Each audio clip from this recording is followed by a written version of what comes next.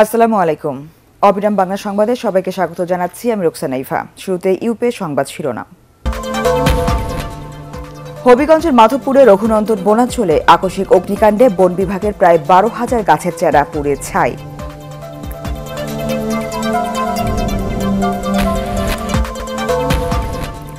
জামালপুরের Alhaj jute mill বন্ধ হওয়ায় মানবেতর জীবনযাপন করছেন প্রায় 3,500 শ্রমিক।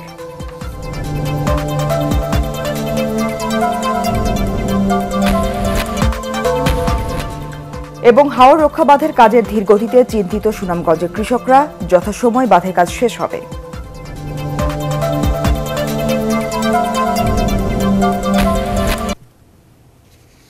শুনছিলেন ইউপে সংবাদ শিরোনাম, এবার বিস্তারিত। হবিগঞ্জের মাধবপুরে রঘুনন্দন বনাঞ্চলে আকস্মিক অগ্নিকাণ্ডে বন বিভাগের প্রায় 10 থেকে 12,000 গাছের চারা পুড়ে ছাই হয়ে গেছে। এ বিষয়ে বন বিভাগ মাধবপুর থানায় মামলা না করে একটি সাধারণ ডায়েরি করেছে। তবে কি কারণে আগুন লেগেছে তা নিশ্চিত নয় তারা। হবিগঞ্জ থেকে আব্দুল হালিমের রিপোর্ট, জানাচ্ছেন রাজীব সাহা।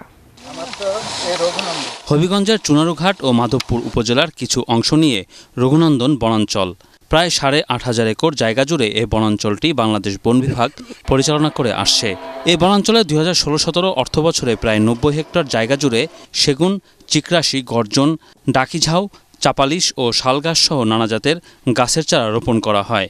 এ বিশাল বনাঞ্চলের গহীনে গত শনিবার হঠাৎ অগ্নিকাণ্ডের ঘটনা ঘটে। এ আগুনের লেলিহান শিখা প্রায় 10,000 হেক্টর জায়গা জুড়ে ছড়িয়ে যায়। এতে প্রায় 10 থেকে 12,000 গাছের চারা পুড়ে গেছে। এসব গাছগাছালির ফাঁকে ফাঁকে বেড়ে ওঠা ছন গাছও পুড়ে ছাই।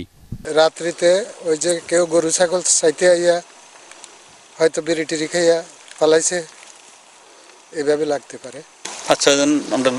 আমরা যারা আছে স্টাফ সবাই মিলে আমরা এটা নিবাইছি। বন বিভাগের দাবি, বনের ভেতরে সিগারেটের আগুন থেকে এ অগ্নিকাণ্ডের ঘটনাটি ঘটে থাকতে পারে। দুর্গম এলাকা হয় ফায়ার সার্ভিস সেখানে যেতে পারেনি। 90 হেক্টর বাগানের একটা পার্ট গত শুক্রবারে রাত্রে, এটার একটা পার্টে কে বা কারা বা কোনোভাবে আগুন লেগে গেছে। আগুন লেগে 7-8 হেক্টর জায়গা পুড়ে গেছে। কারণ পুরো জায়গাটা থেকে আমাদের প্রায়, আমরা আজকে এইমাত্র ঘুরে আসলাম, ওখান থেকে 7-8 হাজারের মতো চারা ক্ষতিগ্রস্ত হয়েছে। গত শনিবার থেকে রোববার পর্যন্ত টানা 2 দিন আগুন জ্বলেছে বনটিতে। Bureau report, ATN Bangla. জামালপুরের আলহাজ জুট মিল বন্ধ হয়ে যাওয়ায় মানবেতর জীবনযাপন করছেন প্রায় 3,500 শ্রমিক। মিলটি চালু হবে এমন আশ্বাসের 6 মাস পেরিয়ে গেলেও তা বাস্তবায়ন হয়নি। মেলেনি বকেয়া বেতন ভাতাও। জামালপুর থেকে লুৎফর রহমানের রিপোর্ট, জানাচ্ছেন মামুনুর রশিদ। জেলার সরিষাবাড়ি রেল স্টেশন সংলগ্ন বস্তিতে বসবাস আলহাজ জুট মিলের কর্মী হেনা বেগমের। মিলের টাকায় ভালোই চলছিল অসুস্থ স্বামীর চিকিৎসা সহ সংসারের ব্যয়। তবে 6 মাস আগে প্রতিষ্ঠানটি বন্ধ হয়ে যাওয়ায় এখন অন্যের বাড়িতে কাজ করছেন হেনা। এতে জুটছে না 3 বেলা খাবার।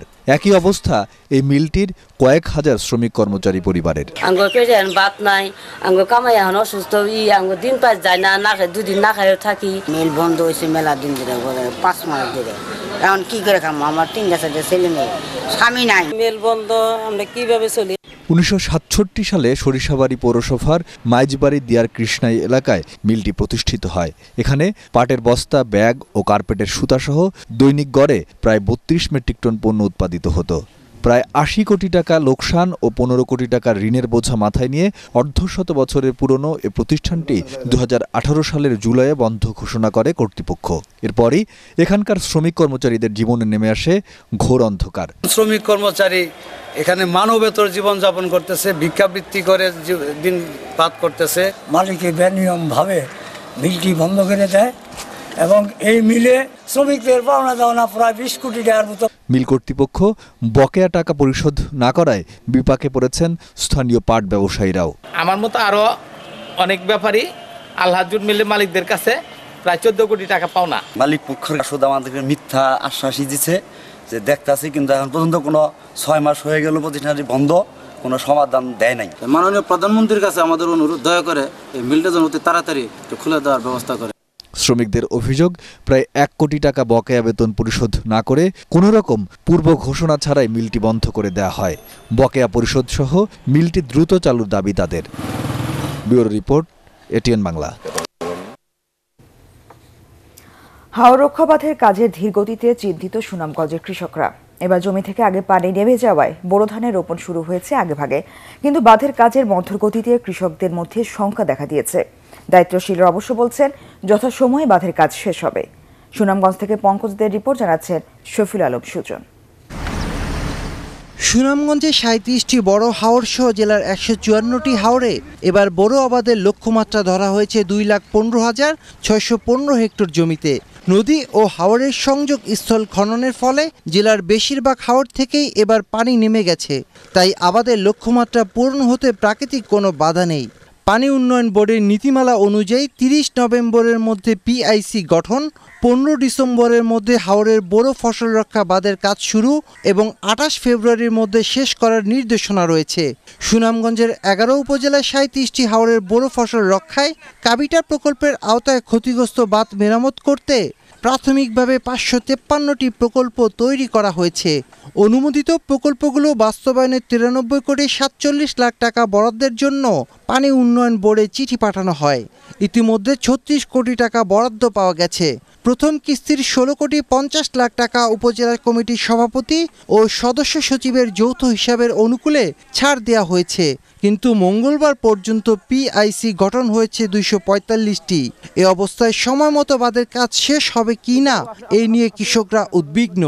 বাঁধের যে অবস্থা আছে ওই অবস্থা মানে খুব জরুরি ভিত্তিতে কাজটা খুব তাড়াতাড়ি করো। দুর্নীতির কারণে আজকো হাঁটাইব কালকো হাঁটাইব মাটি খাটায় না। যদি বাঁধ যদি না হয় তাহলে আমাদের ফসল রক্ষা করা খুব কষ্ট। হাওর বাঁচাও সুনামগঞ্জ বাঁচাও আন্দোলনের সভাপতি বজলুল মজিদ চৌধুরী খসরু মনে করেন এবারের বাঁধ নির্মাণ কাজ শুরু করতে গাফলতি করেছেন সংশ্লিষ্টরা। ২টা থানা ছাড়া বাকিগুলার কোনো পিআইসি গঠন হয়নি, তাইলে কাজটা শুরু হবে কত? পানি যদি আবার চলে আসে তাইলে তো মানুষ আবার সাফার করবে। অবশ্য জেলা কাবিটা প্রকল্প বাস্তবায়ন কমিটির সভাপতি জেলা প্রশাসক মোহাম্মদ আব্দুল আহাদ জানান যথাসময়ে কাজ শেষ করবেন তারা। ইতিমধ্যে ৩টি উপজেলায় শুরু করেছি, বাকি উপজেলাগুলো কাজ এই সপ্তাহের মধ্যে শুরু হবে এবং আমরা জেলা এবং উপজেলা পর্যায়ে মনিটরিং টিমের মাধ্যমে যথাসময়ে বাঁধ নির্মাণ কাজ শেষ করব। বিগত বছরগুলোর প্রকল্পে গাফিলতি আর ভোগান্তির কথা বিবেচনা করে দ্রুত বাঁধের কাজ শুরু করার দাবি জেলাবাসীর। Bureau report, ATN Bangla. মনোনয়ন বাণিজ্য, অগ্নিসন্ত্রাস ও যুদ্ধপদ্ধতির মনোনয়ন দেয়া সহ অতীত অপকর্মের কারণে মানুষ বিএনপিকে ভোট দেয়নি বলে মন্তব্য করেছেন প্রধানমন্ত্রী শেখ হাসিনা।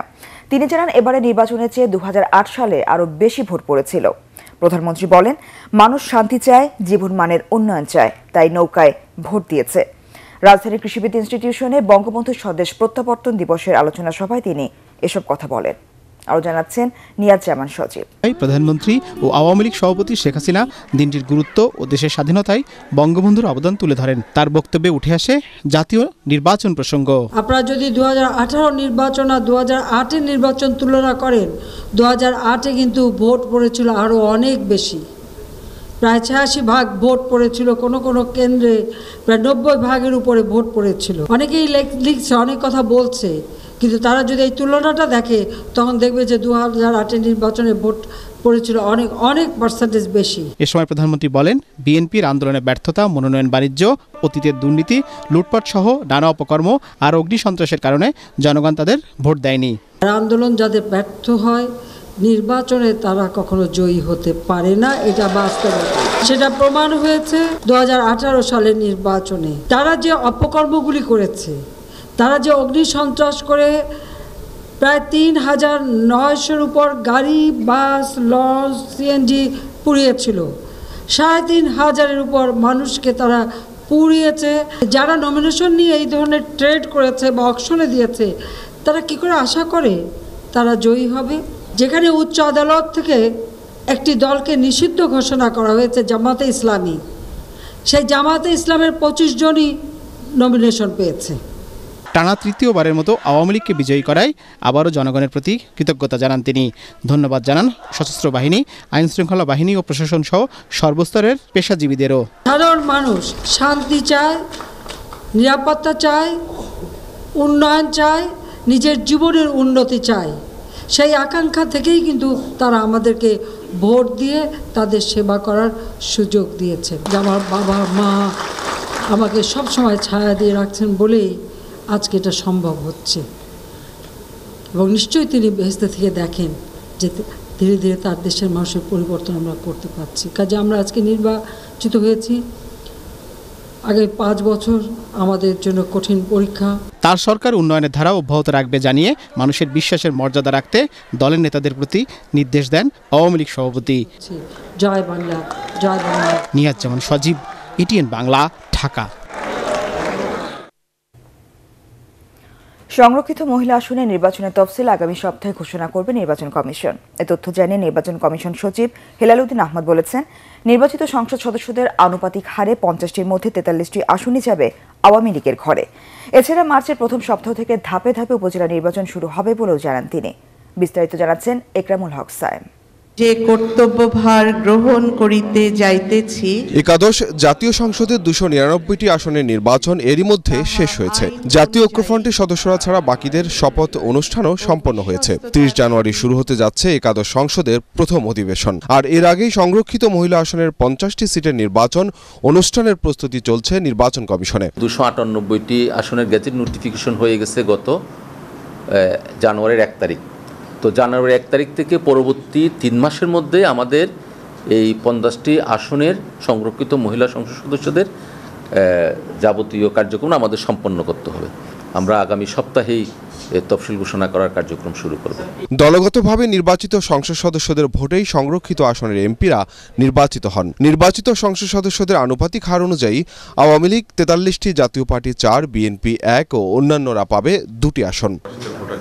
এদিকে মার্চের প্রথম সপ্তাহে সারা দেশে ধাপে ধাপে উপজেলা নির্বাচন অনুষ্ঠানের প্রস্তুতি নিচ্ছে নির্বাচন কমিশন। সে অনুযায়ী তফসিল হতে পারে ফেব্রুয়ারির প্রথম সপ্তাহে। মার্চের প্রথম সপ্তাহে থেকে ধাপে ধাপে উপজেলা নির্বাচন করার পরিকল্পনা আমাদের আছে। আমরা চাইব এগুলো মে মাসের রমজান শুরু হওয়ার আগে সবগুলো উপজেলা নির্বাচন কমপ্লিট করতে। এছাড়া প্রবাসীদের ভোটার করতে এপ্রিলে সিঙ্গাপুরে ও পরে দুবাইয়ে পাইলট প্রকল্প শুরু হবে বলেও জানান ইসি সচিব। বাঙালি কমিউনিটি যারা নেতৃবৃন্দ আছেন তাদের সাথে বসে মত বিনিময় করা হবে, এই সেমিনারও করা হবে এবং তাদের মতামতের ভিত্তি করে আমরা ওখানে কারিগরি টিম পাঠাবো। তারা মূলত এই যারা ভোটার ইতিপূর্বে ভোটার হননি জাতীয় পরিচয়পত্র দেওয়ার মাধ্যমে তাদেরকে আমরা ভোটার করব। তিনি জানান, 1 মার্চ সারা দেশে ভোটার দিবস পালন করতেও নানা পরিকল্পনা নেওয়া হচ্ছে। ইকরামুল হক সায়েম, ETN বাংলা, ঢাকা। আগামী 31 মার্চের মধ্যে ঢাকা বিশ্ববিদ্যালয় কেন্দ্র ছাত্র সংসদ ডাকসু নির্বাচন করতে গঠনতন্ত্র সংশোধনের কাজ শুরু করেছে বিশ্ববিদ্যালয় প্রশাসন। এজন্য ছাত্র সংগঠনগুলোর সাথে বৈঠক করেছে গঠনতন্ত্র সংশোধন কমিটি। সব রাজনৈতিক দলের ছাত্র সংগঠন এই নির্বাচনে অংশ নেবে বলে আশা ছাত্রলীগের। তবে ছাত্রদল বলছে, ক্যাম্পাসে সহাবস্থান নিশ্চিত হলেই তারা ডাকসু নির্বাচনে অংশ নেবে। আরও জানাচ্ছেন মাহবুব কবির চপল। 28 বছর ধরে অকার্যকর ডাকসু, তবে আদালতের আদেশে এর জট খুলেছে। 31 মার্চের মধ্যে ডাকসু নির্বাচন করতে বিশ্ববিদ্যালয় প্রশাসনকে নির্দেশ দিয়েছে হাইকোর্ট। নির্বাচন সামনে রেখে কাজ শুরু করেছে বিশ্ববিদ্যালয় প্রশাসন, কিন্তু বিপত্তি দেখা দিয়েছে পুরনো গঠনতন্ত্র নিয়ে। এমফিল ও অধিভুক্ত 7 কলেজের শিক্ষার্থীরা প্রার্থী কিংবা ভোটার হতে পারবে কিনা তা স্পষ্ট নয়। এছাড়াও আরও বেশ কয়েকটি বিষয় নিয়ে গঠনতন্ত্র সংশোধন কমিটির কাছে মতামত দিয়েছে ছাত্র সংগঠনগুলো। ঢাকা বিশ্ববিদ্যালয়ের পুরনো গৌরব ফিরে আসুক, এর জন্য জাতীয়তাবাদী ছাত্রদল ঢাকা বিশ্ববিদ্যালয় যে কোনো পদক্ষেপ নিতে দৃঢ় প্রতিজ্ঞ। সহাবস্থান নিশ্চিতটা খুব জরুরি। সহাবস্থান যদি নিশ্চিত হয়, আশা করি ঢাকা বিশ্ববিদ্যালয় ছাত্রদল সেটা নিশ্চিত না হলে আমরা তো তাদের সাথে দাঁড়িয়ে থেকে তাদেরকে সহাবস্থান করে দিতে পারবো না। তাদের যদি নিজস্ব মতাদর্শ যেটা রয়েছে সেটা যদি সাধারণ ছাত্ররা গ্রহণ করে, তাদের সাথে ছাত্রদের সমর্থন থাকে এবং তারা যদি বিশ্ববিদ্যালয়ের পরিবেশ ভালো রেখে, পরিবেশ সুস্থ একটি পরিবেশ বজায় রেখে তাদের রাজনৈতিক চর্চা করতে পারে, তাদেরকে আমরা স্বাগত জানাই। আমাদের ভাইস চ্যান্সেলর তিনি হচ্ছেন যে পদাধিকার বলে আমাদের ডাকসুর প্রেসিডেন্ট, ফলে আমরা দেখি যে এখানে তার একক ক্ষমতায় অনেক কিছু তিনি করতে পারেন। তো আমরা মনে করি যে এটা হচ্ছে প্রেসিডেন্টের একচ্ছত্র ক্ষমতা, এই ক্ষমতা কমানো দরকার, সেটা সিনেটের অধীনে আনা দরকার। আগামী সোমবার পর্যন্ত লিখিত মতামত কিংবা আপত্তি জানাতে পারবেন শিক্ষার্থীরা। এরপর গঠনতন্ত্র চূড়ান্ত করে জমা দেবে কমিটি। আমার মনে হয় যে 10 কর্মদিবসের মধ্যেই আমরা বোধহয় সক্ষম হব আমাদের প্রতিবেদন মাননীয় উপাচার্যের কাছে জমা দিতে। গঠনতন্ত্র যাদেরকে ভোটার বলে চিহ্নিত করবে তারাই ডাকসুর ভোটার হতে পারবে, প্রার্থী হতে পারবে। 31 মার্চের মধ্যে করার আমাদের প্রয়াস এবং সদিচ্ছা সেগুলো আমরা রাখছি এবং সেই নিরিখে আমরা বিভিন্ন পদক্ষেপ গ্রহণ করছি। ছাত্র অধিকার আদায়, মুক্তিযুদ্ধ সহ যে কোনো রাজনৈতিক আন্দোলনে সামনে থেকে নেতৃত্ব দিয়েছে ডাকসু। 1922 সালে ডাকসু প্রতিষ্ঠার পর ছাত্র নেতৃত্ব তৈরিতে গুরুত্বপূর্ণ ভূমিকা রাখে এই সংগঠন, কিন্তু নানা কারণে এরপর দীর্ঘদিন ঝিমিয়ে থাকার পর আবারও সচল হচ্ছে ডাকসু। এর মাধ্যমে সুস্থ রাজনীতি চর্চার সুযোগ আবারও বাড়বে বলে মনে করছেন শিক্ষার্থীরা। মাহবুব কবির চপল, এটিএন বাংলা, ঢাকা। সড়কে ও পরিবহনে শৃঙ্খলা আনাকে প্রধান অগ্রাধিকার হিসেবে দেখছেন সড়ক পরিবহন ও সেতুমন্ত্রী ওবায়দুল কাদের। সচিবালয়ে সাংবাদিকদের তিনি আরও বলেন, এক্ষেত্রে মহাসড়কে ছোট ও লাইসেন্সবিহীন যান চলাচল নিষিদ্ধ, মোটরবাইক চলাচল নিয়ন্ত্রণ করা সহ বেশ কিছু বিষয়ে নজরদারি বাড়ানো হবে। এজন্য ঢাকা পরিবহন সমন্বয় কর্তৃপক্ষকে কার্যকর করা হবে জানিয়ে তিনি বলেন, আগামী জুনের মধ্যে ঢাকা চট্টগ্রাম মহাসড়কের দ্বিতীয় কাঁচপুর, দ্বিতীয় মেঘনা ও দ্বিতীয় গোমতী সেতু উদ্বোধন এবং ঢাকা সিলেট মহাসড়কের কাজ শুরু হবে। ওবায়দুল কাদের জানান, গাজীপুর থেকে এলেঙ্গা পর্যন্ত 4 লেন সড়কের কাজ শেষ হওয়ার পর এলেঙ্গা থেকে রংপুর হয়ে একদিকে বুড়িমারি ও অন্যদিকে পঞ্চগড় পর্যন্ত 4 লেনের কাজ শুরু হবে। সড়কে শৃঙ্খলা ফিরিয়ে আনা, পরিবহনে শৃঙ্খলা ফিরিয়ে আনা আমার প্রধান অগ্রাধিকার। শৃঙ্খলা ডিসিপ্লিনটা মোস্ট ইম্পর্টেন্ট। সড়ক এবং পরিবহনে বিশৃঙ্খলা জিয়ে রেখে আমি যত প্রজেক্টই করি, যত নতুন নতুন সড়ক সেতুই করি না কেন, সেটা রেজাল্ট খুব বেশি ভালো হবে না। এবার মাইশা গ্রুপ আন্তর্জাতিক সংবাদ।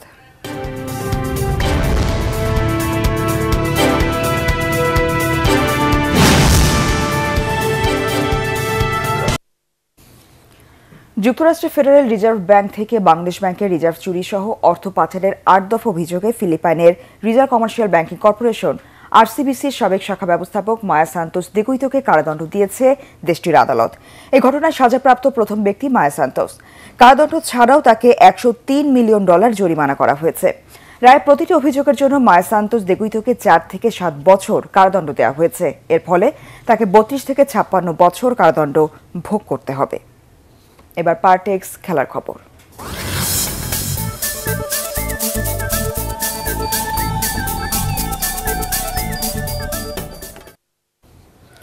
কোপা দেল রের শেষ 16 প্রথম লেগে লেভান্তের কাছে 2-1 গোলে হেরেছে বার্সেলোনা। প্রতিপক্ষের মাঠে ম্যাচের 4 মিনিটেই পিছিয়ে পড়ে বর্তমান চ্যাম্পিয়নরা। লেভান্ত থেকে এগিয়ে নেন কোবাকো। বল পজিশন আর আক্রমণে এগিয়ে থাকলেও কাতালানরা গোল পায়নি স্ট্রাইকারদের ব্যর্থতায়। 18 মিনিটে লেভান্তের হয়ে ব্যবধান 2-0 করেন মায়োরাল। নির্ধারিত সময় 4 মিনিট আগে বার্সার হয়ে 1 গোল শোধ করেন কুতিনহো। 3 সপ্তাহ আগে স্প্যানিশ লিগে এই লেভান্তেকেই 5-0 গোলে হারিয়েছিল বার্সেলোনা। তবে সেই ম্যাচের হ্যাট্রিক ম্যান মেসি না খেলাতেই যেন হোঁচট খেল আর্নেস্তো ভালভার্দের দল। শেষ করার আগে ইউপে সংবাদ শিরোনাম আরেকবার। হবিগঞ্জের মাধবপুরে রঘুনন্দন বনাঞ্চলে আকস্মিক অগ্নিকাণ্ডে বন বিভাগের প্রায় 12,000 গাছের চারা পুড়ে ছাই।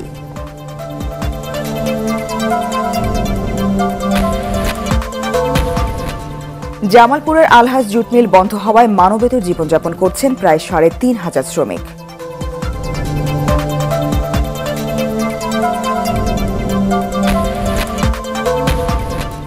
এবং হাওর রক্ষা বাঁধের কাজের ধীর গতিতে চিন্তিত সুনামগঞ্জের কৃষকরা। যথাসময়ে বাঁধের কাজ শেষ হবে বলছেন সংশ্লিষ্টরা।